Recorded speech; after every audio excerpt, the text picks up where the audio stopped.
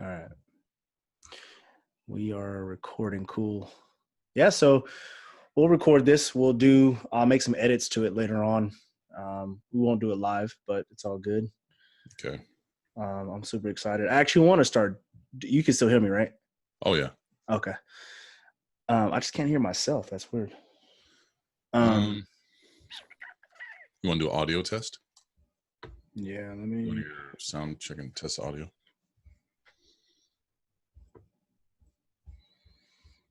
I see that it's recording. Oh, you see it too? Okay, perfect. Yeah. What is that? Yeah, buddy. Let's see.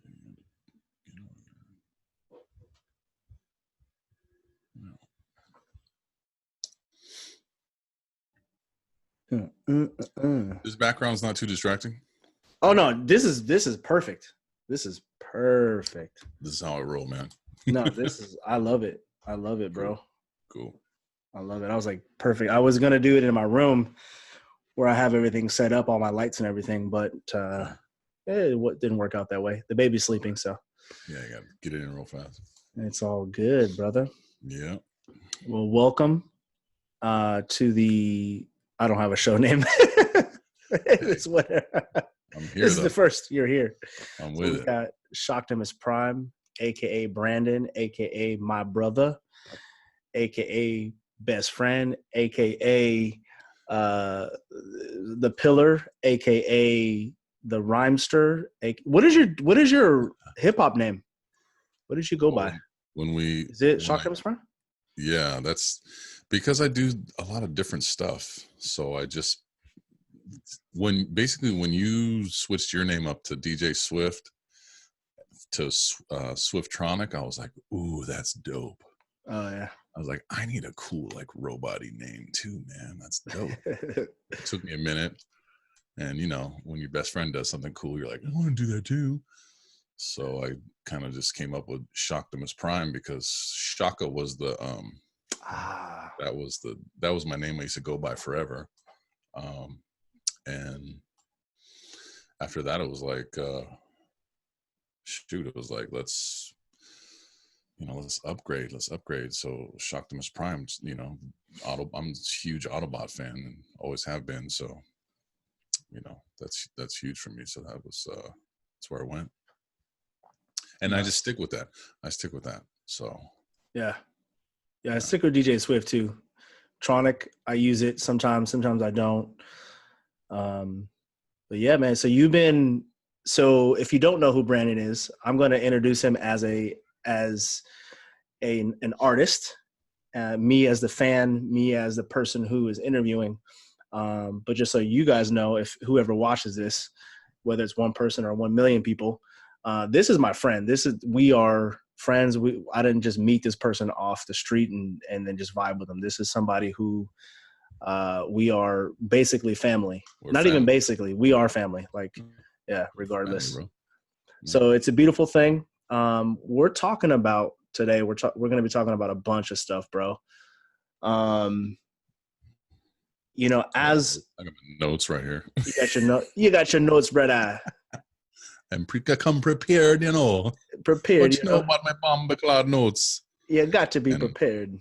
And I can't find them. I'm stupid. All right, never mind. Hey, we ain't got no notes. Down, but we're just gonna cut off the cuff. What up? What a freestyle. Hey, kick that beat. I'm just glad that I can get the screens like this. Like, I'm just glad I can get this. How do you see? Because I see you and me at the same time. I threw it on gallery. You threw it on there? Yeah. So it's you and me, side to side. So I feel like I'm just like I can reach up or this way. Like, you're right there. Do some dap. Get like an orange, and I don't have an orange. I get a banana. If you have a banana, do all kind of goofy stuff on this. Oh man. So anyway, thank you for the banana. Yeah, this is good. Oh, this is good. This is straight from Hawaii. Try pineapple. Hey, I got a kiwi. I got a pineapple. Right. We got mango. Mango season. Is it mango season where you guys right now? Right? It's certain trees they go all like different trees will go different times of the year. So you can get a mango probably about 8 months out of the year. And the mangoes out here, bro, crush the mangoes you get in California. They crush. They just taste. The taste is like turned up like at least four times better than a California mango. And they don't taste peppery.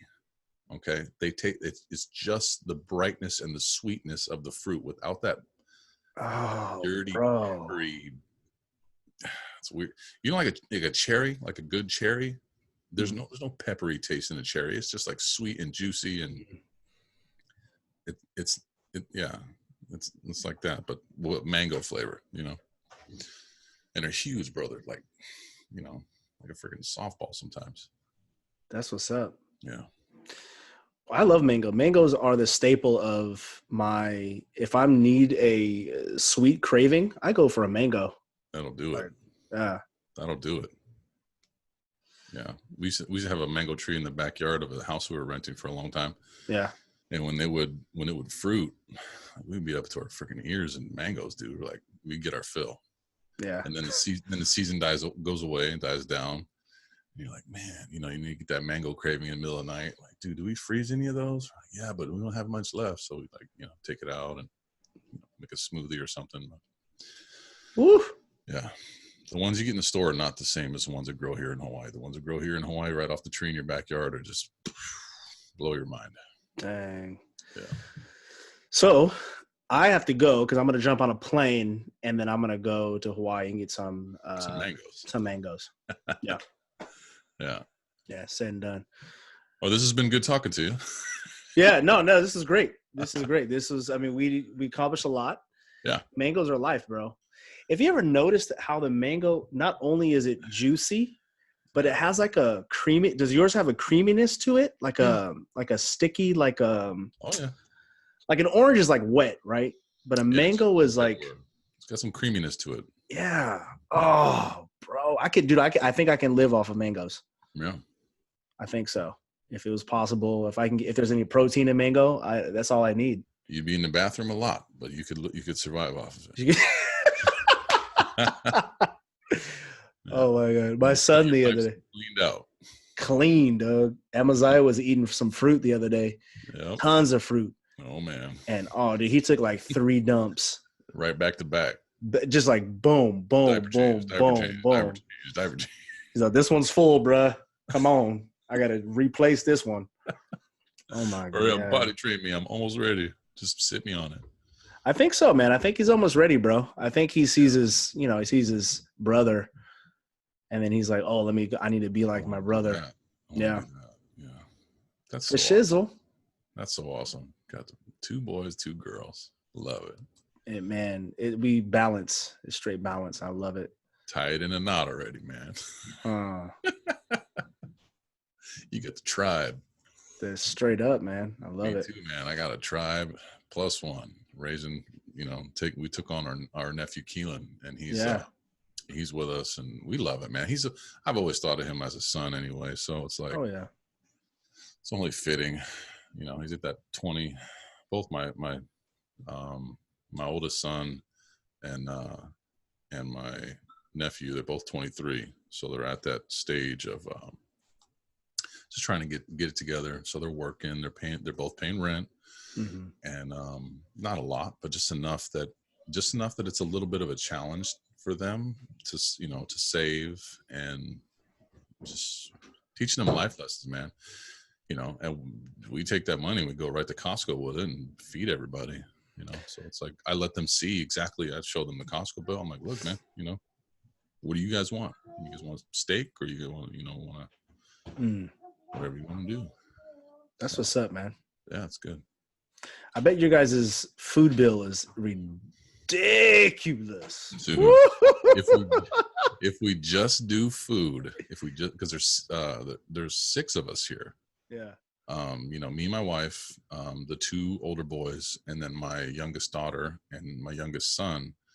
So that's, Well, basically, Samson his appetite has kicked in now, so he's starting to eat. Oh man. Yeah, he's starting to grow. Grace is still kind of she can turn it on and off, Yeah. but she's big. She's like 6 feet tall. She's like 5'11", and Samson's like 5'9", 5'10". Yeah. So the challenge is finding the deals, and Costco is how we do it, man. Yeah. Food is pricey out here in Hawaii. The food gets bumped up a little bit, Oh, but but Costco matches mainland prices. It's because shipping is, yeah. But Costco's how you beat it. You gotta use your coupons. You gotta find the sales. Mm-hmm. Food bill can be a killer. It can make or break you out here. Yeah. Entertainment is easy because nature provides most of it. You're going to go see a movie every once in a while, and that's the same price as California. So you're in the Bay. I'm from the Bay. We're used to stuff kind of being a little pricey. Yeah. Housing prices, it's weird. Housing prices are about the same, but I don't want to get into that. Hey, hey man, you should move to Maui. But we'll talk about that after. In my heart of hearts, I'm trying to steal you out here and make you an island boy. So hey, it's just like a thing away, I believe. It's just, you know what I'm saying? It's just like, boop.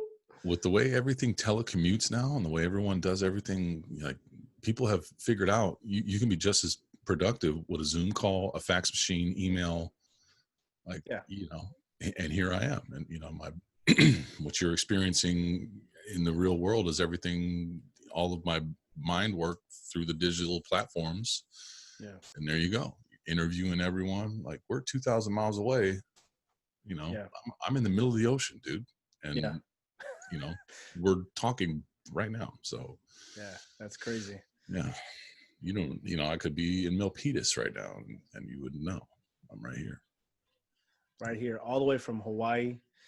Yeah. Let's get into it, brother. So Brandon Ching, father, husband. Now, how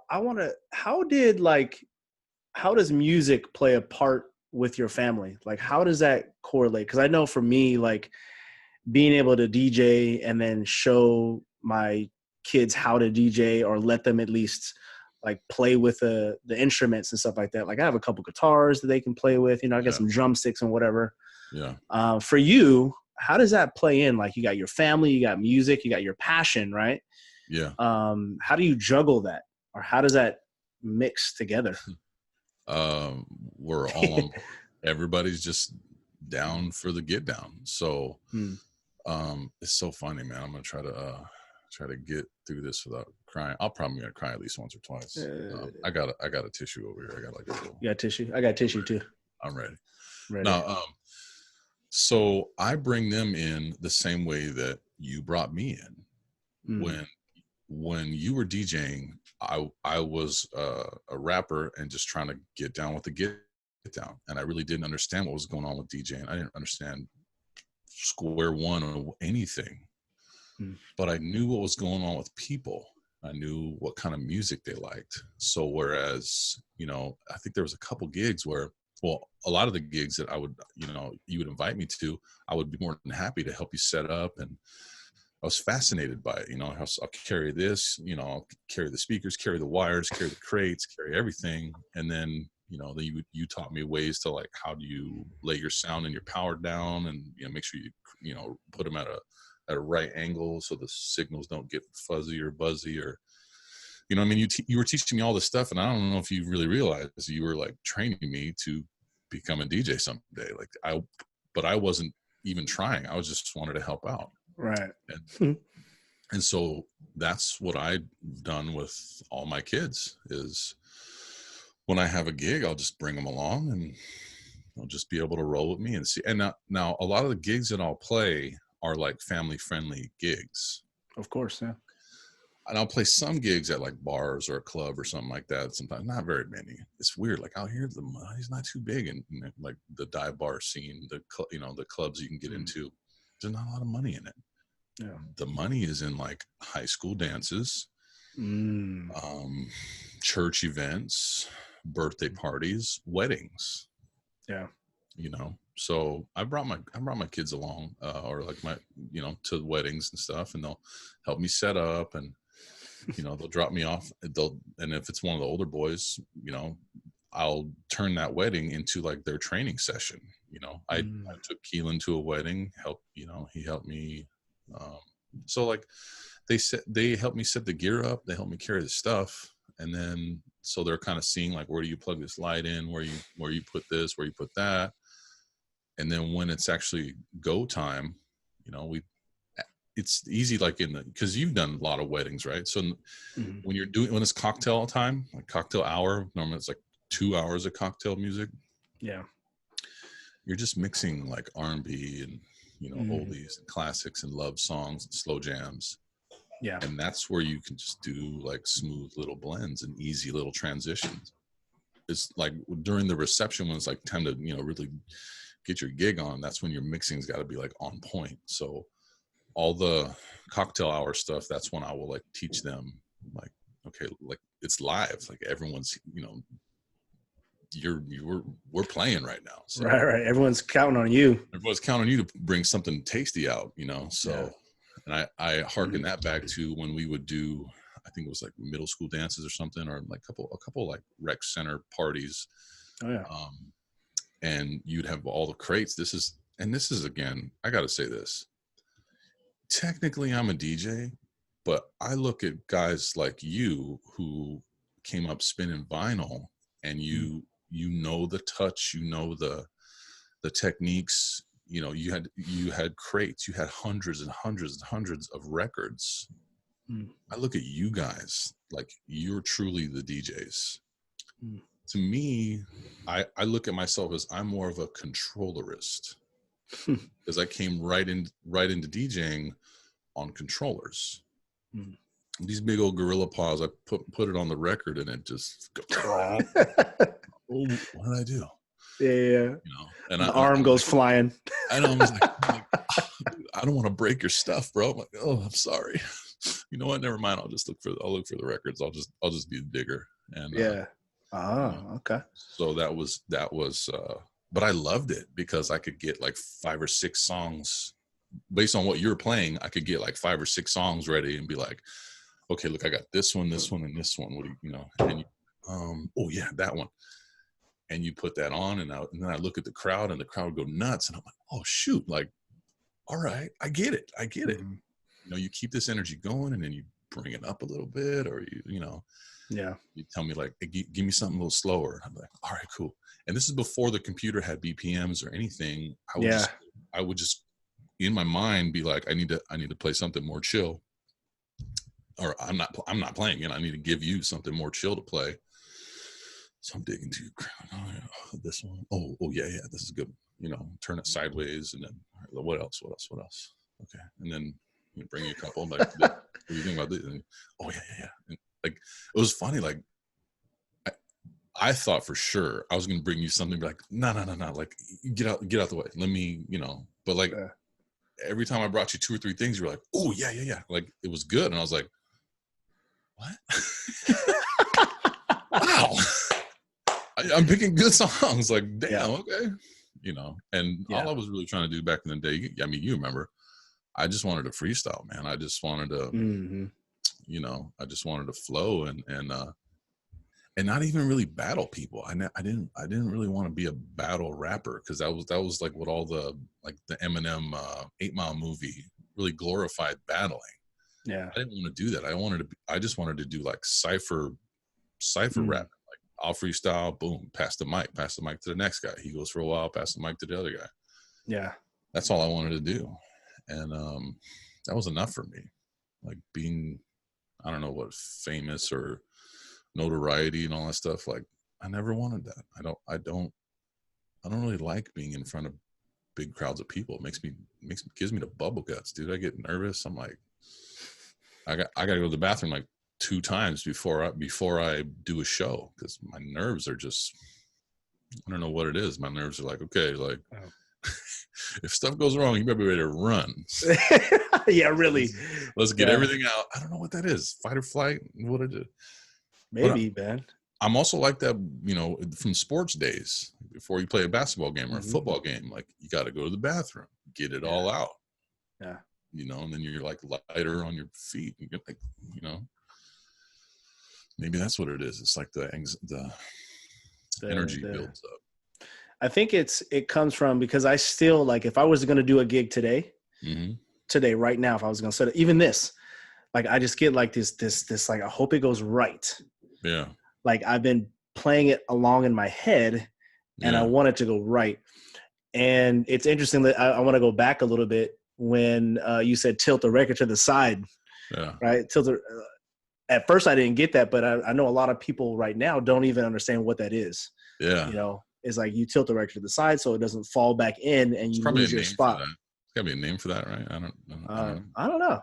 Tilting, record tilting. I don't know. We just made it up right now. Record tilting. For those of you guys who don't know, the milk crate, right, was, let me get vertical. Jeez. Vertical. There you go. So the milk crate's like this, and all the records fit inside it like that. But they fit perfectly in there. But if you tilt the record, you know, a quarter turn, it's now sticking out of the milk crate like that. It's you know, it's doing the diamond, whatever the heck. I don't know. Not a right. All that tut stuff. Tutting.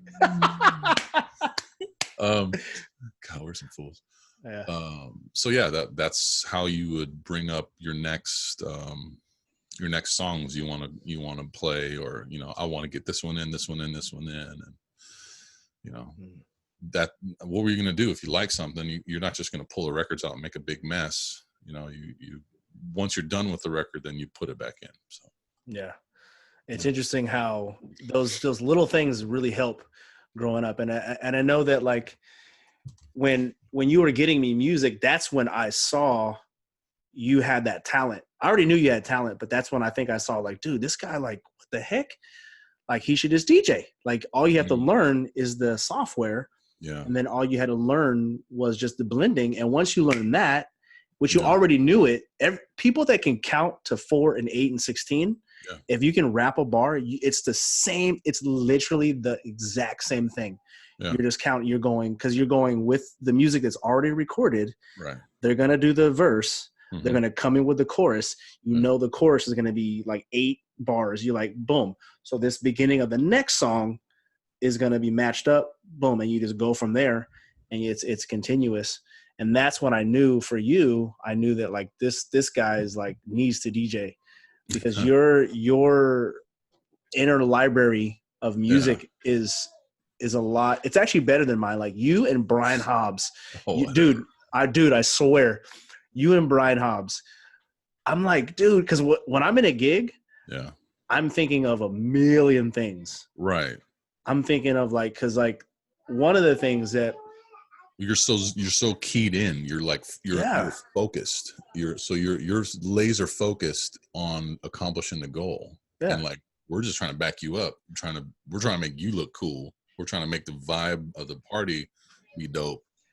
So our minds are wide open, and we're like, we have time to ponder. We have time to ponder and just think, and just, you know, what would go. We have time to go like this. And while you're you know, you're doing it, and you're working the crowd, and you're, you know, put your hands in there, you know, and make some noise, and you're working the crowd, you're doing all that stuff.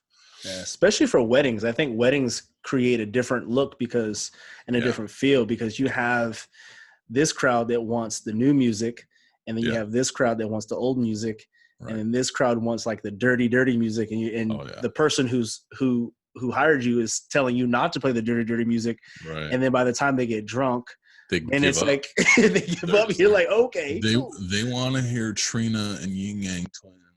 They want to hear Cardi B pop that. You know, like, I don't even know if that's one of her songs, but yeah, it probably is. They want to hear Teabag My Face. Can you just play that song? Teabags. Oh my gosh. You know what I'm saying? Bro, there's so much. Bro, that was somebody's name, bro. That was when I was traveling with MC Hammer, dude. Yes, bro. The guy's name was Teabag? Yes. I was like, bro, why would you name yourself Teabag? My real name's Tony, but the homies call me T-Bag. How can anybody take you seriously? My name's because my name is Tony Bagwell, so everybody just call me T-Bag. T-Bags. Oh my gosh. Oh man. So yeah, it's funny. Like speaking of being at parties and dances, I used to like when I was in junior high, high school. I think it was in probably like high school, early high school, maybe freshman or sophomore year. I could hear the sample of the next song coming in when the DJ would just kind of test it and just kind of tease it. I could hear it. And I would say it out loud, because the music's so freaking loud and you're standing right next to the speaker. At least I was always like right up in front. Yeah. Standing right next to the speaker and you can hear a little tease of it and I'd be like, oh, and I'd be like, oh dude, I love this song. And it was like the middle or the end of the current song. And I would pop, I would be like, oh, and then people would be like what? My homies, people would be hanging out would be like, what? And then you gotta tell loud, so you gotta yell in their ear, right? You're like, he's about to play. You're like, ow. But I could like hear it like before any of the other people, not any people, but anybody I knew, I could hear it. So I knew what song was coming. Yeah. And so at that point, I was always a little bit like intrigued, and I had no idea what the hell the DJ was even doing. I had no idea what he was doing, but I could kind of pick up on little, the little stuff. If he blended stuff in and did and had the two songs meet for a little bit and then overlap for a little bit, and then the other song would take it away and then be there. I could hear right when that other song was just coming in. I'd be like, oh, he's about to drop, Ice Cube, today was a good day, or I could hear the intro coming in. Yeah. And I still like so now as a DJ, I'm super careful to not let that like sneak, until it's time. So yeah. But yeah, I could always hear that. I always thought like, I don't know, I had this like magic Jedi powers that I could hear the song before he plays, and I'm psychic. I don't know. You got that talent. You got that straight up skill. Like it's what? The ear. It's the ear. You just how did that? Can you even remember when that happened? Like, was a time where you just like let's talk about how you started into music. Let's start, like, how did you get involved with music? When did that love begin? So probably like junior high, basketball. Well, I mean, music, for me, like when I really like decided like this is my style of music, maybe like 5th or 6th grade is when the movie CB4 came out with like Chris Rock and all them. Remember CB4? Straight out of Low Cash, crazy motherfucker named Gusco. So I didn't even see the movie. I just heard one of the songs. I don't know. I heard it. Like they must have played it like late on the late night tip. And man, I'm about to take you down a rabbit hole, bro. So they used to play it on the late night tip, like these songs that you couldn't play during the day. So back in the day, DJs would play this stuff at night on the radio that they couldn't play during the day. But I guess maybe the executives weren't listening at midnight or something. So as a little kid, bro, I had this radio next to my bed. And I'd barely have it on loud enough so that like my mom and my stepdad couldn't hear it. And because I didn't want them to, because they hated rap music, bro. My stepdad would tell me like, this is shit. Turn this shit off. And I'd be like, it's not shit. It's good music. I like it. I don't know, man. But so I would listen to rap music, but I didn't know like what it was. So I had a little like pen and a little whatever little piece of scratch paper I could write. So I'd write down the song names if they'd say it. And then a lot of times I'd have there was a little tape, and I'd make my own little like recorded mixtapes. Like at night, I would listen to you remember this back in the day? You had pause pressed and record pressed. You remember that? Yes. And then if you heard a song that you like, you let go of the pause. You let go of pause, and it starts recording your song, and then Yeah. it turns into something else. You're like, oh, I don't like that, and you press pause again.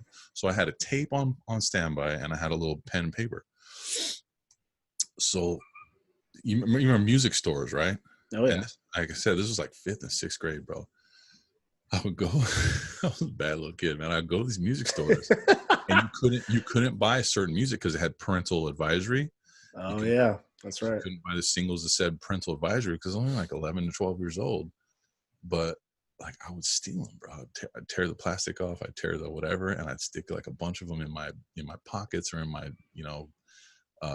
in my shorts or wherever. And I would just walk around, look for stuff, and I'd just walk out the store, come out with like 5 or 6 tapes, and I had my Walkman right. I'm like, yes, and then I'd like walk out all on. Dude, it was bad, bro. It was bad. I used to go to the mall and just, we called it gaffling. Remember back in the day, you say, oh yeah, I just gaffled that. Gaffled it, or I ganked it, or what? Ganked it. Ganked it, bro. There's that I was one. looking for that word, ganked. Oh god, dude, I just ganked this right now. And then the other one was came up. I just came up, man. Look, came up on it. Came up on this, man. I came up on that. And like you leave the mall, and you wait until you're like down the street, and you bust out all your stuff. You sit down on like sit down on a bus stop bench, and like you look at all your stuff, or and you throw your tapes in. You're like, So CB4 was one of the first tapes I got. Damn. And I couldn't wait. It was the soundtrack for CB4. And I couldn't wait to show my homie Kamal. My homie's name was Kamal King. He's out there somewhere now. He runs like a barbecue catering business now. Nice. I wish I could get it. If you throw this up somewhere, I'll tag him on it. But okay. Me and Kamal used to share the Game Boy headphones, the original Game Boy headphones, and they were split. Like now earbuds. They're earbuds. But it was like the first pair of earbuds. Stick one in his ear, stick one in my ear, and we walked down the street like listening to straight out of Low Cash. And these were all like parody songs, right? CB4 was like a parody movie of what NWA and like NWA's rise to success. So we walked down the street just like yelling out like crazy motherfucker, and we're only like 12 years old, dude. We're walking down the street yelling, cussing. Just bad, man. But we didn't care. We didn't care, dude. We walked like a mile home from school, just cussing and singing, and then this must have been. I must have been younger than that, because when the Chronic came out, Dr. Dre's The Chronic, right? Yeah. And the song Dre Day. Is that was that the big single off of that one, Dre Day? I think so. Yeah. Anyway, so that song was playing on the radio on the regular, but when I stole the tape had like all the cuss words in it, and I couldn't wait to tell Kamal. I was like, "No, dude, you got to hear this tape, dude. It's different. I'm like, bro, it's different from the radio. You're not gonna believe this stuff." So we put that tape on, we're singing it, and all of a sudden it's got all the like different words, and that blew our minds. We're like, "What the this is so crazy!" Like they're And so that, from walking home and listening to music and rapping other people's lyrics and just memorizing like all these songs, like just memorizing and just knowing them. And me and my buddy were just walking and rapping them. Yeah. I don't know. Like I just learned to think and rhyme and just be like that. And then it wasn't until 7th grade basketball where, like, after practice, I'm walking home, and I mean, you can see like I'm Hawaiian. I'm mixed Hawaiian and white by blood, but culturally, I always just assimilated to wherever, like, it became wherever hip hop was. And it didn't matter what color you were, but most of the people were black. So hip hop music, and everything about it, I just gravitated towards it because I loved it. I just loved it. Yeah. And it just kind of, it bleeds into who you are, how you talk, how you joke, how, your mannerisms, all of it. Yeah. So even today, I live in Hawaii, and like a lot of local people be like, "Wait, your family's black?" And I'm like, "Yeah." They're like, "What are you black?" I'm like, "Nah, man, I just grew up, I just grew up with black folks, man. You just pick it up. You just pick it up." And they're like, "Oh, yeah, you look Hawaiian, but you don't talk like one Hawaiian." And I'm like, yeah, you know, I just got to explain it. So many times I had to explain it already. It just kind of gets annoying. Anyway, so walking home from like practices and walking home from, you know, basketball games and everything, I remember the first time I heard a guy freestyle was my friend Jermaine Williams. I think I was in 7th grade. Yeah. And this guy named Jermaine, he's walking home, and I think the movie Above the Rim had just came out. So everybody's bumping like Regulators, everybody's bumping whatever. And as we're walking, I think somebody had a little computer speaker with batteries. This is before there was portable speakers, man. Somebody had computer speakers with batteries in his backpack. This kid's name was Robert White. And we're walking down the street, and somebody's Walkman is plugged in, and we're playing the Above the Rim soundtrack. And all of a sudden, Jermaine just starts freestyling, and he starts rapping, and we're just like, oh snap. And it was maybe like a 2-mile walk from our junior high down to our neighborhoods. And then when we got to a certain street, we'd branch off, and some of them would go this way and I go this way. And anyway, so we had like 2 miles of walking, and we're just laughing. And all of a sudden, Jermaine goes, all right, you go next, man. You go next. Come on, B. Come on, B Hound. He's like, come on, like, you know, Snoop Dogg, it was the thing, right? So like they're like, you need a dog name, like, oh, B Hound. B Hound. And so I was just like, I was so nervous. It's weird. Like right now I'm getting nervous. So crazy. do you remember the rhyme? No, I don't know. But it was like, you know, something, you know, my name is this, and you know, we're just making up dumb shit, right? We're just rhyming bitch with dick, and you know, yeah, right. It's just your typical, you know, dumb kid stuff. So we were doing it, and then the first time I did it, I was trash, but they were like trying to encourage me, like, no man, you're pretty good, like, you know. And that was like for months we were doing that. So over you know, 7th grade, I came to have this talent of like, you know, I started getting good. And then I think like all summer long, 7th to 8th grade, we kicked it every day. So what we would do, this is what we do, bro. We get together, we go to 7-Eleven. Yeah. We get some chili cheese nachos or hot dogs or whatever the hell, go to the basketball court, play basketball forever. with the speakers, with the computer speakers in somebody's backpack, listening to rap music. Then we're done balling, we'd walk and freestyle, go back to 7-Eleven. If we still have money, we'd get some more stuff. If not, we would steal stuff. This is a thief, bro, dude. Great I'm thief, bro. And the homie that had the computer speakers, Robert, he was like the mastermind. He could get you clothes, he could get you hats, he could get you backpacks, he could get you shirts, like jerseys. Bro, one time this dude stole me a Steve Young jersey, right? Damn. Stole me a Steve Young jersey. I go home, I come home wearing it. I walk in the house and my dad's like, where'd you get that from? I'm like, oh, you know, as a kid, I'm like, oh yeah, my friend Robert, he gave it to me. He said, you know, my dad could see right through it. Next thing, like, I think the next day I woke up and the Steve Young jersey was gone from my closet. And my dad knew. He was like, fucking stealing shit, you know, punk. So he stole it from you. He took it away, but he didn't tell me. He didn't tell me. Oh, I just woke up and it was gone. Dang. No, I'm a dad. I'm like, that was so sick. Right? He didn't say it. He didn't bust me because he couldn't prove it. Yeah. But the shit's in my house, so I do whatever I want to do with it. Right. And he took I get that. Yeah, man. So you bring something home. I'm pretty sure you stole it. I ask you about it, and your story is all, yeah, man. Thinking we're slick. We aren't slick, dude. We're slick. We're dumb little kids. Yeah. But yeah, and just walking home rapping. So from in 8th grade, I kind of started getting like confidence and everything. And then I had another big old growth spurt. So next thing you know, I'm in 8th grade. I'm 6'2". I'm like the big man.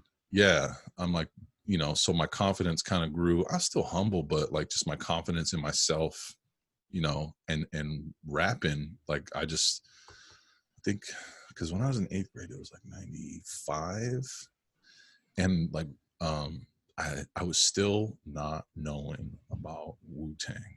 I was all West Coast. I was all about West Coast. I knew about like a little bit of like Tribe Called Quest and stuff. And that was great. But I was like diehard Snoop.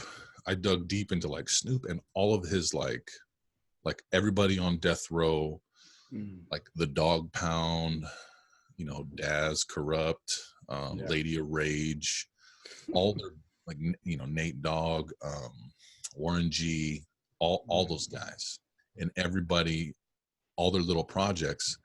I stole them all, bro. I had all of them because I would hear them. I'd hear them do a feature on their album and be like, "Oh, who's that guy? Well, I got to look them up." Well, there was no internet back in the day. No internet. So you just went to Tower Records or wherever you're gonna go. Tower Records, bro. But I was going to like Sam Goody. Remember Sam Goody? Yeah. I think there was another one, Warehouse Music. Warehouse. Yeah. So I was going to Sam Goody and Warehouse, and then Tower Records. Sometimes I take the bus and go to Tower Records in Mountain. Okay, right. Yes, right where. Grandma used to live. Yes, San Antonio. That's it. San Antonio, bro. So I think it's like a Sprouts right now. Yeah, it's like something a grocery like that. store. It's yeah, funny. So funny, man. So many memories in that freaking Tower Records, man. So many memories. Dang. But yeah, so I used to just, you know, rap and do all this stuff, and I didn't get like, you know, I wasn't famous but people knew that I could rap. But there wasn't that big of a hip hop scene at our school. It didn't really matter, but it's funny. The hip hop scene basically was the basketball team. We were it. Like the, you know, 5 or 6 black dudes, a couple Filipinos, me, and a couple of white dudes, like, and a couple Mexican dudes. We were the hip hop scene. Because we're the only guys that could rap. You know, like 3 or 4 of us could rap. Like Robert started rapping. Yeah. You know, so you got all the girls. You just make sure you got all the. They had a lot of girls. They had a lot of girls, but my confidence with girls, dude. I had this much confidence. This much, yeah. I was terrified of girls, man. But then they're scary. They're scary, but you know, then somebody told me that, you know, some rumor or something that some girl on the basketball team was part Hawaiian. So I was like, what? Yeah, that was my life. People. You gotta be my girlfriend. So I started trying to like woo this, you know, we're a couple of 8th graders and I'm trying to, you know, dude, you remember music back in the day, bro? Boys to Men, Shy, all this like I'll you know, rip my heart out for you music. I'll marry you, I'll bend a knee, come back to me. Water runs dry. All this like, you know, gushy, love. You know, and if I ever fall in love again, like all these songs, Babyface. Yeah. You know, when can I see you again? You know, all this. So, all the crying and whining. Bro, all this like super brokenhearted, hyper emotional, like totally like, so I'm deep in my feelings, bro, as an 8th grade boy. Yeah. Oh yeah. So deep in my feelings for this 8th grade girl that could care less about she's just like my feelings or nothing. But I'm listening to all this freaking R&B, so I'm like, no, she has to, because this is love. Right. Yeah. Stupid, dude. Oh my gosh. So I'm so freaking dumb sprung off this girl when I'm this young kid because of all this R&B I'm listening to. But she's not into any of the shit that I like. She's not into hip hop. She likes basketball, and that was cool. But she's not into like hip hop. She's a skater girl. So I was like, oh, it's the complete opposite of you. Totally. I didn't know how to skate. You're like, what? What is this? You know, so I had to like start asking my sisters, like, okay, so who is Green Day? Who is this, like, you know, who is 9 Inch Nails? What is that? What is that? Yeah. What's their good stuff? Where are their good songs? Yeah, I gotta get some of those songs, bro. The stuff you do when you like a girl when you're a kid are freaking dumb, man. I can't believe we're putting this on the internet. I didn't say her name, did I? Okay, no. Okay. Just said. Okay, good. No names. No names. Nah, I wish her all the best, bro. It was so fun. We're all entertainers, and we're making all of this up. It's all entertainment value, man. So funny. But you know, that was just honestly, I think what that was just conditioning me to be romantic. If anything, this Yeah. music and stuff, it taught me how to be romantic. And like you know, I'll say this, you know, as a husband now, you got to be able to. I've been married for 15 years now, Whoa. and you got to be able to. Thank you. You got to be able to continually be romantic with your girl. Like you got to continually pursue her and let her know like she's the one, she's your girl. Like you know, you got to court her or date her. You got to keep trying to win her heart, even though you already have it. You got to keep showing her that I was still whatever it was that I did to win your heart back when we were first dating. I'll still do that today. Like I'm still, you know, and I'm not perfect at it, bro. I don't think any of us are. I don't think any of us are perfect. I need reminders all the time. That's why, like, I'm not too proud to say, like, bro, I think it's a great thing. I think married couples, you need to go to counseling every once in a while. I say maybe like every 5 years, you should go for some sessions and just do something that helps you be better at that. Yeah. And so yeah, my wife and I were at that stage. We're like, yeah, let's do some counseling. You know, I didn't want to go, but now I'm so glad that we are. I'm like, dude, oh my God, like it's so much better. It's night and day better. I'm like, why didn't we do this? Like, why didn't we do this at 10 years? Why didn't we do this at 5 years? And we're at 15 years and we're doing it now. Like, all right, cool. Like, this is good. It's good. So no, I say all that to say, the music was conditioning like who I was, you know. And I'm very appreciative of it, because even now to this day, like my wife, who's a little bit older than me, we will throw out, you know, we'll put songs on and be like, hey, remember this song? And then boom, and then we just go nostalgic and like, oh my gosh, and then you know, we'll just dance and have a good time and just laugh. You know? I think music is one of those things where it's the first time that people, the reason why, like yourself and myself and everybody really that loves, enjoys music, when we listen to the music, we can identify with it, because if you think about it, they're talking about whatever they're going through, right? I don't care if you have a writer that wrote it, that person, whoever had that situation, they're now giving it to you and putting that into a song. Because music is about relationships, you know what I'm saying? It's about, that's one aspect of it, it is about relationships. And sometimes those relationships are kind of messed up, but so are ours, you know what I'm saying? Like we're trying to figure things out. You're trying to figure things out. You're trying to do this and do that. And I think that vulnerability is what we are attracted to partly in music, because you have this person who is on a pedestal, like Michael Jackson, and yet they're talking about certain songs and how they met a girl, how they like a girl, and what they would do on the walk, and they go to the movies and have popcorn and stuff like that. It's like, what? Michael Jackson does that? Like, oh snap, that's so dope. I want to do that too. People that are like our idols, they're just singing songs about normal stuff.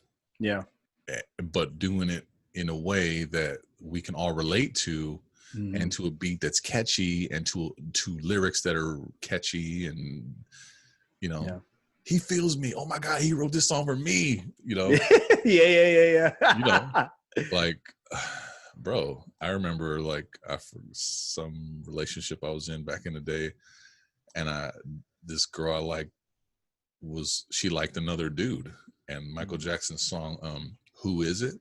Do you remember that song? Who is it? Who is it? Friend of mine. Yeah. Is it my brother? Yeah, dude. The beat on that is so dope. It's a dope beat, by the way. So I remember singing that song, and I'm just being like, he wrote this song for me. You know? And this is so stupid, dude, but it makes sense. It makes sense. They write these songs that become like our anthems. We play them over and over and over again. You know? Or if your girl's kind of not really feeling you, you're kind of on the outs, like, let's not wait till the water runs dry. And then everyone's like, you know, and we'll make the biggest mistake of our lives, you know. Don't do it, baby. And that just becomes like, you just get ingrained with that. It becomes like your mantra, right? So I definitely think the music at different stages, I've had a different relationship with music, like at different stages in my life. I mean, you remember back in the day when you invited me to church, you know, I think it was, you know, and we started going and checking it out, and we started really liking it. Maybe what year was that? Year into it, like it was maybe like 2004, 2000, maybe like 2003 or 2004. Yeah, because we were both at City of Mountain View, right? Yeah, we're at City Mountain View, and you know, and then, you know, Benji passed away and everything, and you know, and that really spoke to me, like how you knew both of us, but me and Benji, we didn't know that each other, like you knew that I rapped, and at the time that we met, I was in my you know 20s or something, and I could spit, like I could. Oh yeah. You put on any beat, and I'll take you on a journey, dude. I'm gonna take you. We're gonna jump into this black hole behind me, and we're gonna come out the other side, and you know, that kind of stuff. Basically, yeah, man. So, and then Benji was like, you know, a pop. He was like he make pop music, singer, gospel pop music, and you know, you wanted to get us together, and that never happened. He passed away before we could get that thing happening. So, you know, you invited me to his family's church and everything, and you know, it was my first experience. It was my very first experience with a Christian church. I'd never, you know, seen it or experienced it, like people singing, because I'd gone to like Catholic church and stuff, and like it was kind of like, okay, here we are. This is like a, you know, thousands of year old freaking dry religion, and it's like, oh my God, like nobody, I can't even understand what the guy's saying. What is this? He's speaking Latin. It's all good. Speaking Latin. We're standing up now. Sitting down now. Sitting up. Well, now we're supposed to bend this bench down and get on a knee. Christy hindered. What? You know? Comme de vol. And also you. Like what? How did everyone know to say that at the same time? What?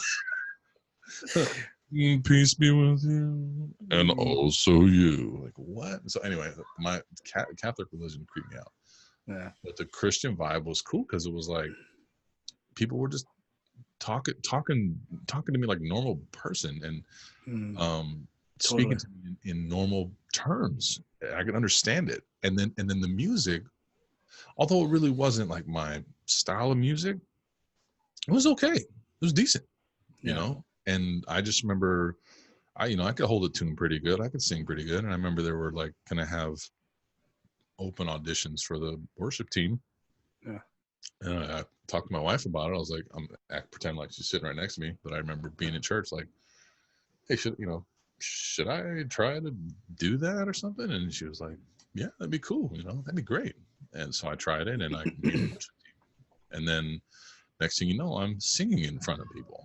And that's another one of my like things I'm terrified of, singing in front of people. What? Like, dude, talk about got to go to the bathroom, bro. Like that does a whole new different thing to your physiology of your neck. That your nervous tension, you know, grabs your vocal cords, pulls them, makes them tight. Next thing you know, like, you can't hit any of the notes, so your range is gone. Yeah. If you're nervous, your range is gone. I didn't know that until like the first time I tried to sing. I'm like, it's all amplified in these big old speakers, and everyone's listening to you. Yeah. And then to fix it, they turn the reverb up. Like, yeah, it's not helping. Yeah, it's not helping, bro.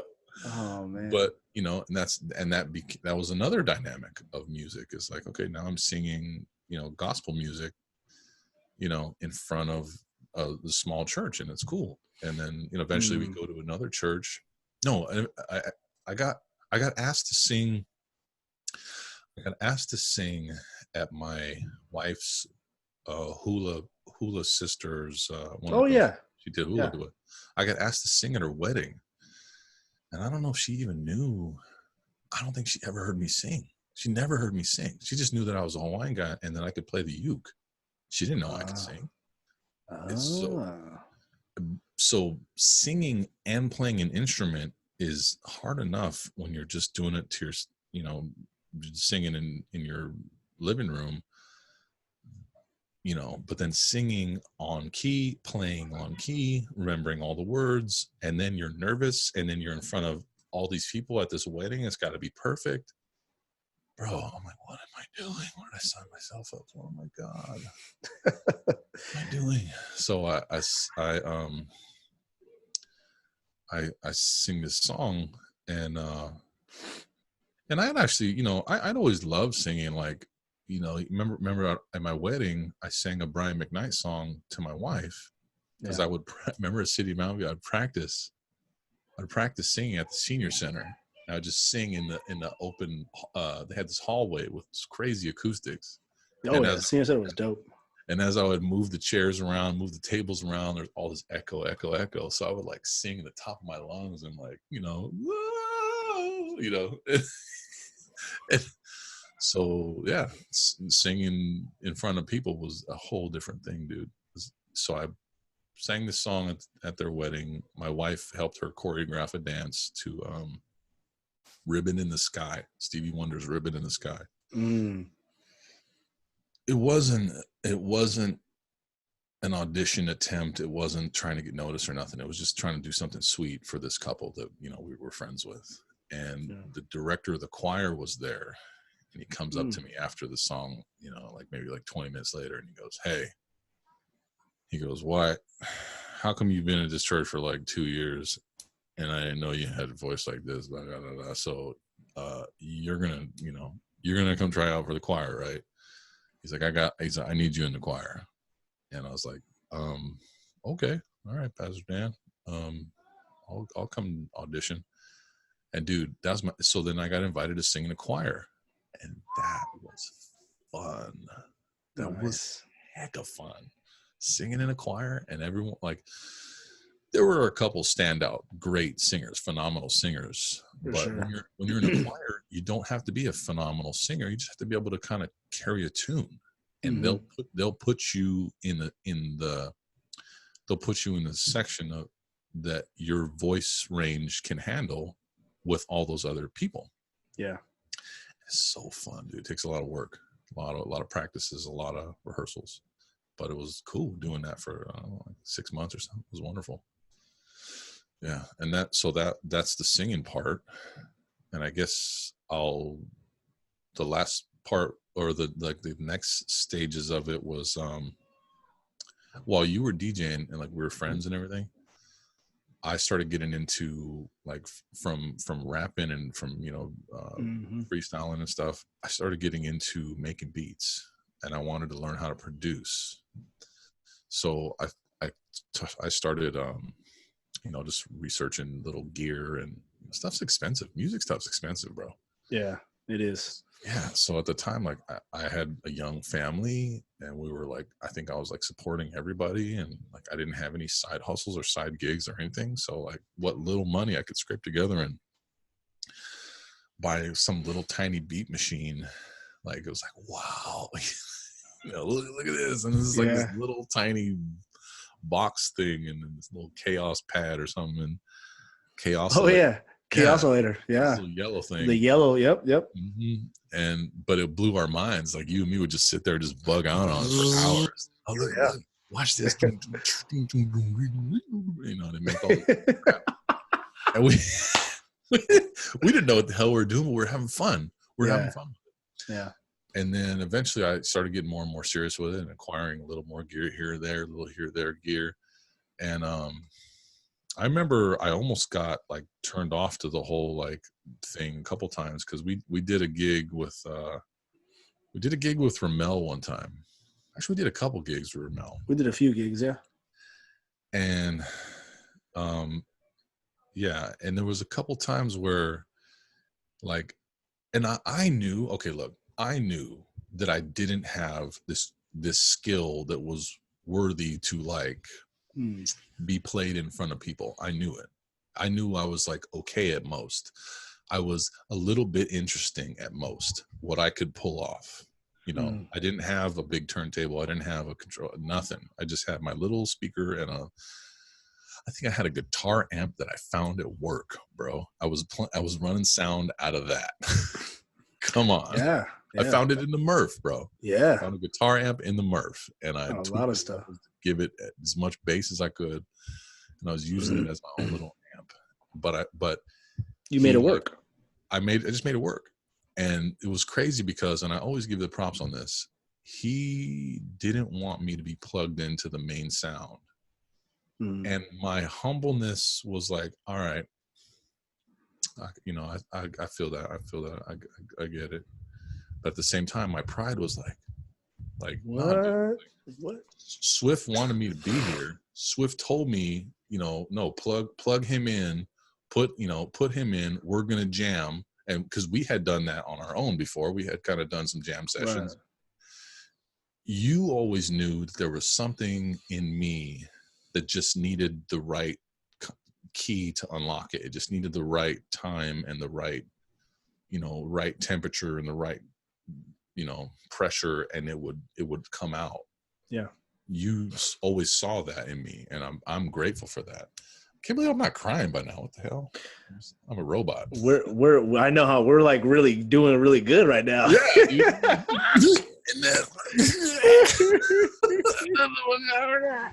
No, you always saw something in me. Yeah. And I appreciate that. I think you saw my mind for music, and you realized my ear for music, and you like you said earlier, you always knew like, man, this guy could do it. This guy he gets it. He just doesn't know the software and the controllers and stuff. So basically, I started getting into controllerism, making beats using using controllers, and I got my first serious controller that I ever bought. It's right here.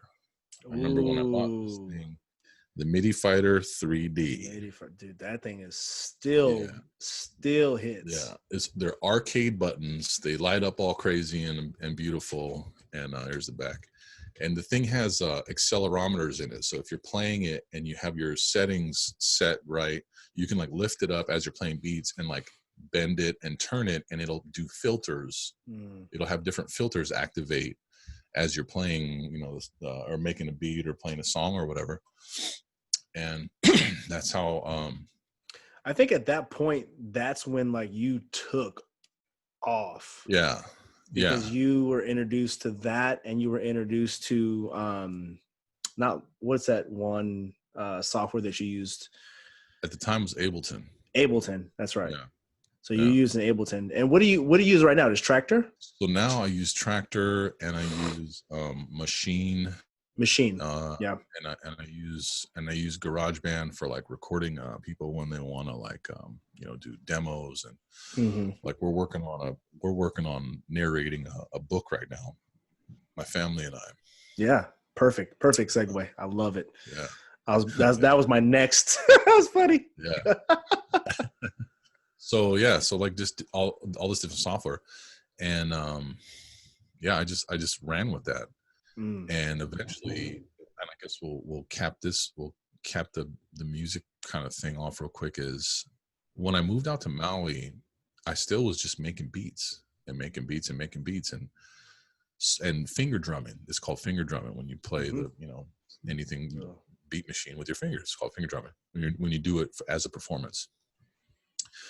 I got asked to DJ like 3 or 4 different times because people saw me playing with my little MIDI fighter with the buttons and making music. Yeah. So they assumed that I was a DJ, and I was like, I don't really, I don't DJ. I'm not a DJ.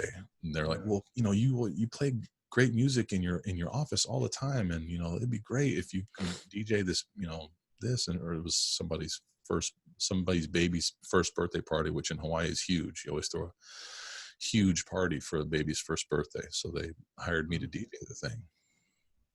And so I bought a controller online. And I did a bunch of research and tried to get it down. And I was able to get something that I could figure out. And it was that Orbit. It was the Newmark Orbit. It was a DJ controller that was wireless. And you could like, same thing. It had accelerometers in it, and you can move it around and do the filters. You did the filters by moving the controller around like a video game, like a PlayStation. Oh, okay.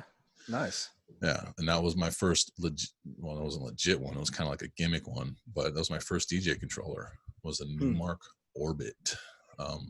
Look into it if you're looking for something crazy to bust out, all you DJs out there. Thing's fun, man. Thing's fun. And then that's kind of how I got my foot into the door, and and they paid me like a good amount of money. They paid me, I don't know, like $200-300, and like I was like, wow, I could do this. And then at that party, two people came up to me and were like, hey, will you DJ our party? Will you, can you DJ, this, that? And I was like, yeah. And then little by little, yeah. Like so I made a deal with my wife. The money that I make from DJing, that's the only money that I will put into my music stuff, my gear. Oh, okay. I made her a promise. I won't put like our family's money into my hobby, basically. This will be my side business, but I'll only use the money from my side business to buy gear, and then also try to help out and pay bills with it if I start making enough money. And eventually I did, and then just kept accumulating gear and selling the stuff I don't need and passing some of it on to nephews, or I got a nephew that wanted to learn how to make beats, so I sent him a beat machine, and I just sent it to him. So here you go. Yeah. Now you got something. Now you got something. Yeah, that's what's up. But that's cool, man. Yeah. You're good. I was talking about what? You're talking about narrating the book. That's something that we're doing now. Yeah. So let's talk a little bit about that, and then we can wrap it up with that. Yeah. I think as I segue into this, so we talked about music, we talked about fatherhood, being a husband, and how those things work.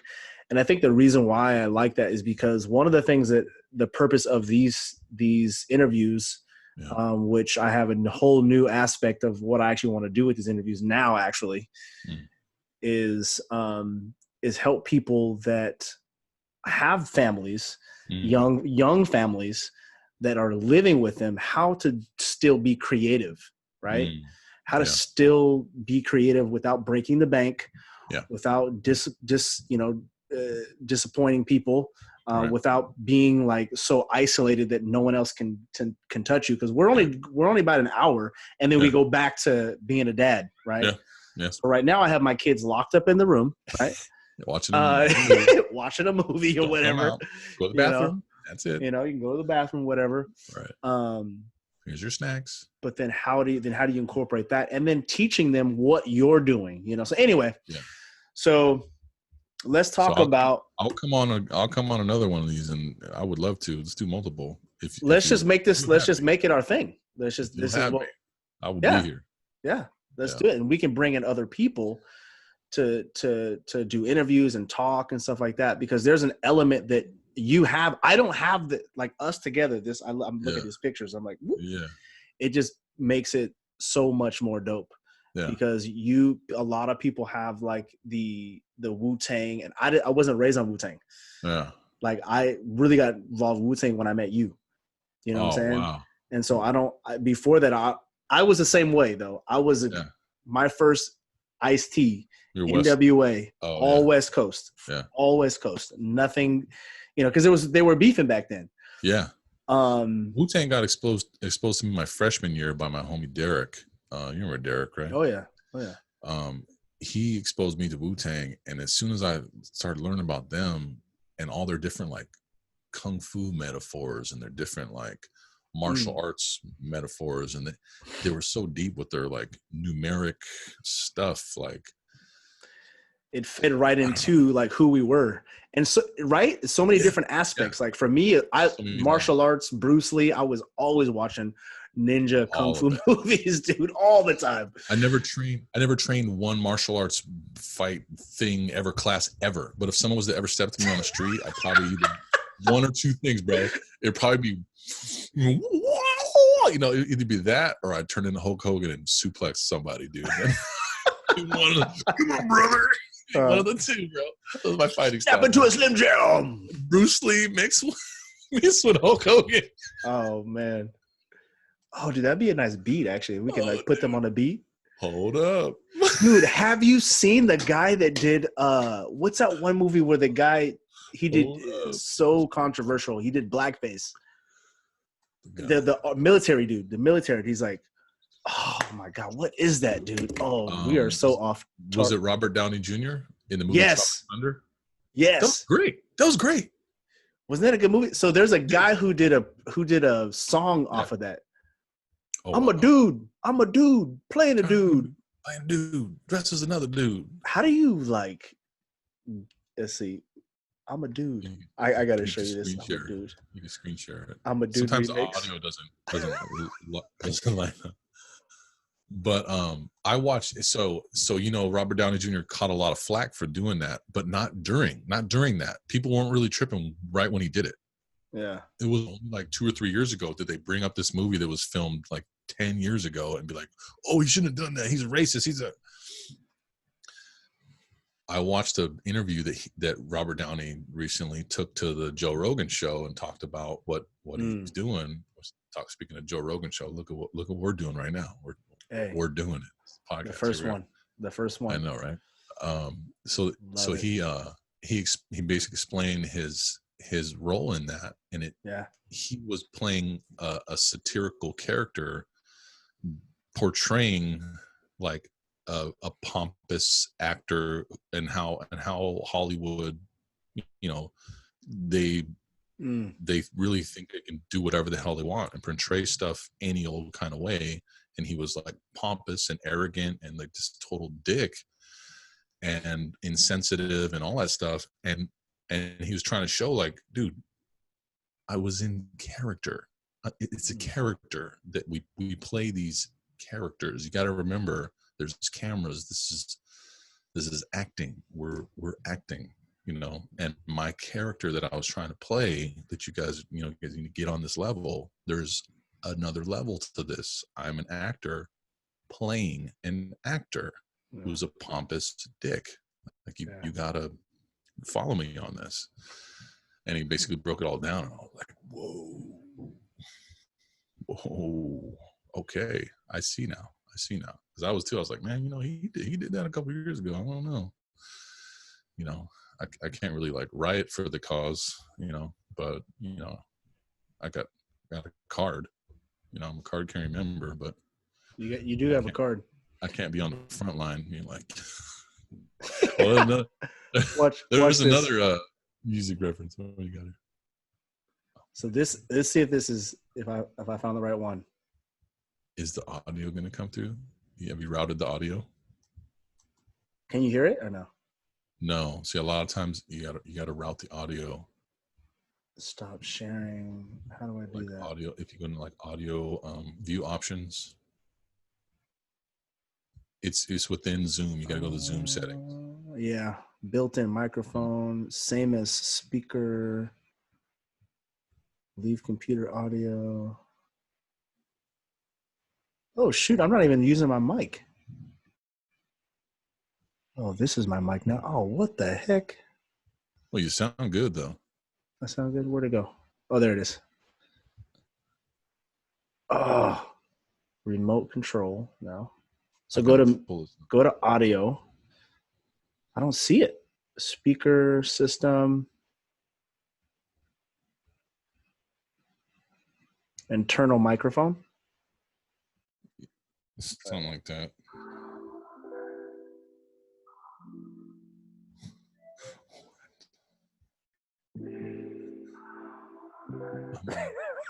You can't hear it still? This is so fucking dumb. Dude song. Oh, come on.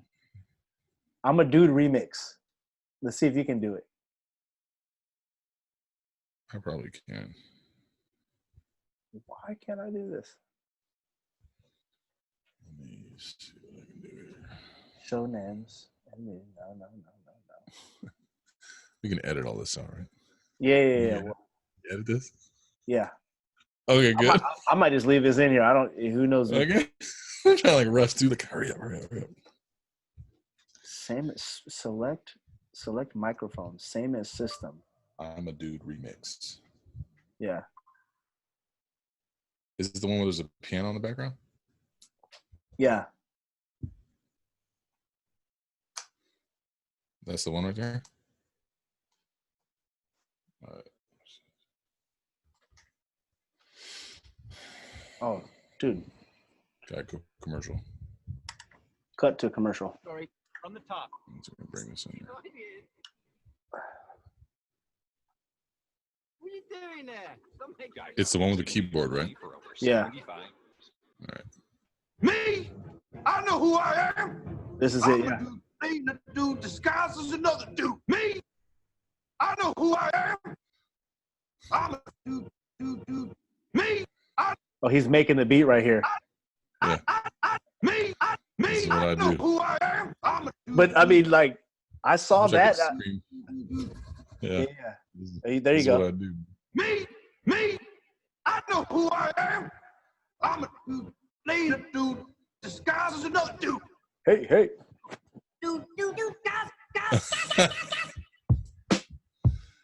This is it. This is how you do it. You get your effects right.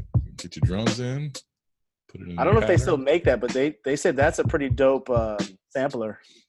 It is. It's just- expensive. It's terribly expensive, and the buttons are tiny.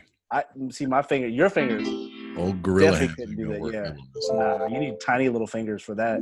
Old gorilla hands. Ooh. But he's skillful. This guy that does this. If you throw down the money to put one of those on YouTube, yeah, that's tasty. Yeah. Me, I know who I know who I am. Me, Oh my god. I know who I am. I'm a dude, later dude, disguised as another dude. Yeah. See, he gets Oh, it. yeah. Like he's Get some building up fat to it. bass. Get some stanky bass in there. Get some stanky in there. Oh yeah. Boom boom. Boom boom. Boom boom. Yeah, see, and then oh, there you go. There you go. Yeah. You made it wider. Yeah. Freaking technology. Look what we're doing, bro. Eventually we'll get better at this. Eventually. Route the audio. Me, I know who I am. I'm a dude. All right, my arms are getting tired. Okay. Anyway, you get the point. I do. So another prediction that I came up with is that you're going to be doing voiceovers. Okay. Because Yeah. if everyone understands everyone who's listening and watching this, he sounds so sexy, doesn't he? Ladies, but he's taken. Why, thank you. Bam. Bam. There it is. Bam. Shaka with And when the I ain't wearing that, it's still there. Tattoo. Bam. Tatted. Rat-a-tat-tatted. There it is. rat-a-tat-tatted. I don't have a tattoo, but I have both of us, we don't wear our wedding rings, and someone was like, oh, how come you don't wear your wedding ring?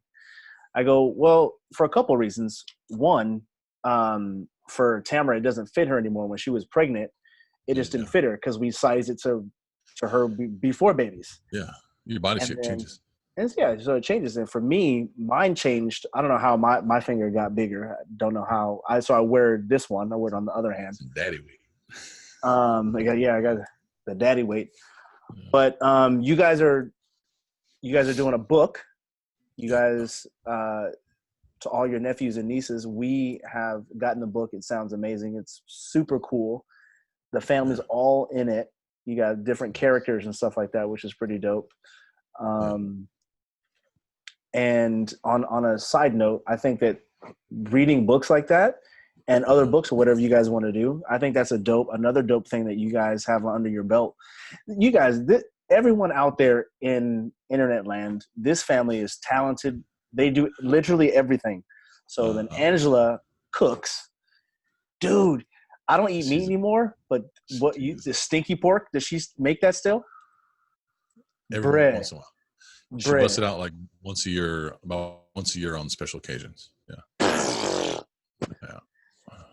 Okay. How do I even? Okay. So there's restaurants in Texas where they cook meat for like weeks and they make, they do all this amazing stuff.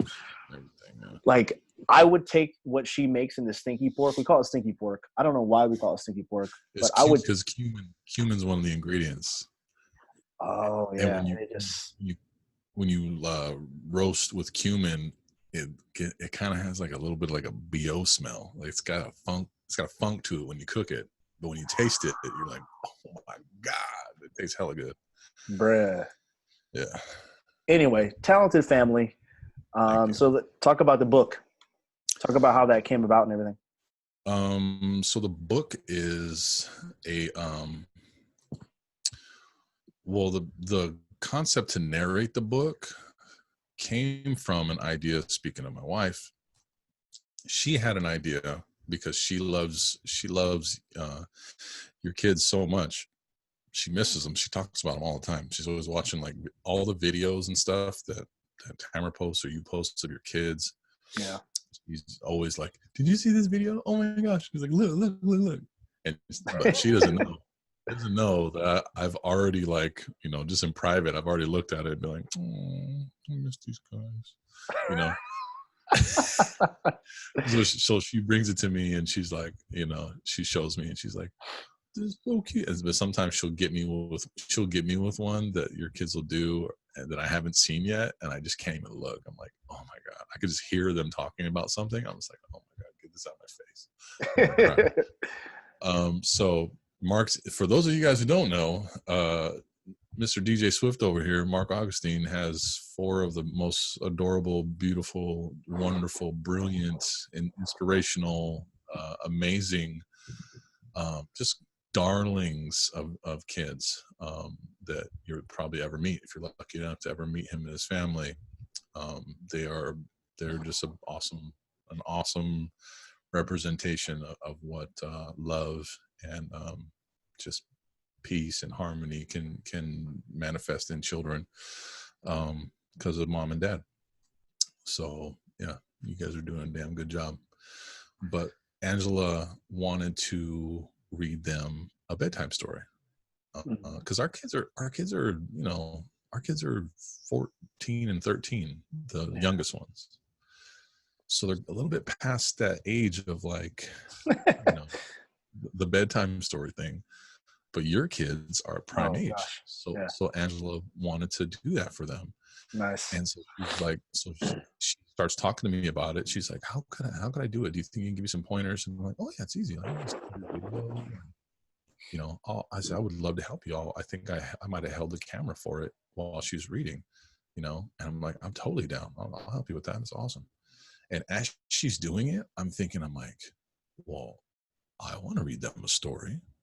I was like, I want to read him a story. And then like my wheels are going. I'm like, what story would I read him? What story I read him? And I started thinking about the book, the Catern Odyssey, that I read to my kids when they were my older kids when they were little, and then my younger kids when they were little. Yeah. I think I have the cover over here somewhere. I took the cover off because it makes too much noise when we're like we're reading it. But let's see if I can put it in front of the camera. It's called The Catern Odyssey. And this book is basically, it's designed, it's illustrated, and it's illustrated by one of the lead character illustrators for ILM or Lucasfilm, basically. So the Star Wars creature designer lady made this book with a couple writers and stuff, and she illustrated it. And it's not very Star Wars, it's not very sci-fi, but it's like this magical tale that she writes with all these different animals, these different exotic and rare and some extinct, some prehistoric, and a lot of them alive, a lot of different species of primates. And she tells a story with this beautiful story.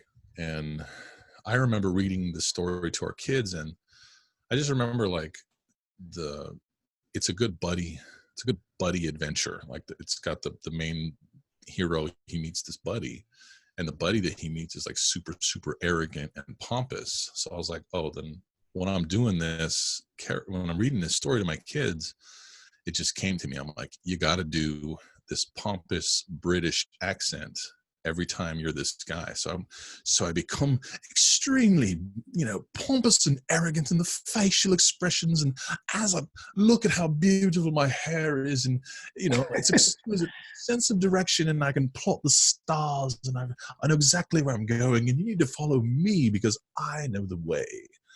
So that like character voice became like, okay, that's going to be the buddy in this movie. All right, it's going to be. Come on now. Ooh. Oh. So I'm speaking it into existence. There you go. No, but the voice in the story, I started doing that voice, and fast forward to, and I read that to my kids, and they loved it. They freaking loved it, dude. So all of them, they loved it. So when I saw Angela reading this little bedtime story to your kids, I instantly was like, I got to read them Katuran Odyssey. But the book is long. It's like 22 chapters long. Whoa. Yeah. But the chapters maybe they're like 5 or 6 pages. It's more art than it is words. Long chapters maybe be like 10 or 15 pages, but there's a lot of art in the book. It's super amazingly illustrated. You can get it for like $10 or $15 right now on Amazon because it's not in print anymore, but there's a lot of used copies that are out there in circulation. Oh, nice. So what we decided to do is do this book, but then I asked my daughter, Grace, my youngest daughter, I said, hey, do you think you might want to be a part of this? Do you think you might want to, she's like, well, I don't even know what it is. So I let her like read a couple of chapters, and she's like, yeah, I'm in. And then I let my son read it too, my youngest son. I was like, do you want to read some parts in here? He goes, yeah, I'm in. And he goes, so who am I going to be? And I'm like, well, I asked him, and I asked my daughter, I said, do you mind if Grace plays the lead character? I said, you've played a lead character in they did a version of Aladdin in their school play, and he played Aladdin. So I was like, oh, nice. Grace, I was like, Grace has never had the opportunity yet to be a lead character. And I said, well, would you mind if she was the lead character in this audiobook? And he was like, yeah. I said, because she's going to be the lead character, you're going to get an opportunity to play multiple characters and do multiple voices and do multiple stuff. Are you okay with that? And he was like, oh yeah, that's cool. So next thing you know, Angela finds out what we're doing, and she's like, I want to play a voice. I want to be a character. And I was like, well, my baby, there's not like one solid female character, but there's a lot of different female roles that are going to pop up in the book. Would you mind being multiple characters? She's like, oh yeah, I'll do that. So next thing you know, dude, everybody in our house is like, I've asked them one at a time. I'll just kick the mic stand. Sorry. I asked them one at a time, you guys want to be involved? And all of them are like, yes. Yeah, I want to be in on this. Nice. So we did the voices and the readings. Well, actually, I did the prologue voice, and we did it with a in iMovie. I did that Ken Burns effect thing where you show one part of the picture and it like zooms in to another part, and it gets big, or you can make it like pan from side to side. So we're basically reading you the story, and then with the video, we're putting them on YouTube. The video is like showing you the characters as the artists are kind of trying to display. So certain character is talking, I try to like zoom in on the character's face as he's talking. Yeah. And tell the story like that. So, and it's a lot harder than I thought it was going to be. But I mean, that's what an awesome project is it takes time, it takes a while, you know. Yeah. And we're doing this, you know, for the fun and for the love. So we did the first like prologue, and then the first chapter we did it, I think, like 2 in 1 week, and we're just like, all right, cool. And then like right after that, we got into chapter 2, and we started like there was multiple characters, there's like all this different stuff, and then I put it all to music. So we put a background track in it as the song's playing, we're reading the vocals over it. So it's super it's like this super immersive you know, journey to go on. And my ultimate goal is like, if you're going to read the story, I want you to be able to read it with us, and then put our video on in the background and kind of listen to it as a tape story, you know, and listen to the music, listen to the, you know, and we read it like nice and slow, because I want it to be a calming, like bedtime story. Like I want to be able to have your family be able to like read a chapter and then kind of settle down and go to bed, you know? Yeah. So I think with that voice, I think anybody will go to bed and get sleepy. Sometimes I look over and I'm talking to Tamara and I'm like, hey, girl, you done fell asleep? I'm you guys watch to it? you. Oh, you. Yeah. Oh, no, me. But yeah. then they read it, and we have this little boom speaker which sends out a lot of bass. It's waterproof and everything. Nice. So we'll put that on for them, and they love it. And it becomes a culture. I think that's the one thing I'm excited about, is that it brings that Hawaiian culture to the States, or to wherever anybody's at, to be able to read bedtime stories. Because I think especially now, as we came into the quarantine, and hopefully we'll come out of that quarantine soon. But I think it's important because parents didn't know what to do. Right. Dude, I know there's a lot of parents that were, I've actually talked to a lot of strangers that were parents, single parents. They didn't know what to do, you know? And this is going to be a quarantine summer, bro. This is not going to be free wherever you want something. There's going to be restrictions. So many restrictions. Why even? So,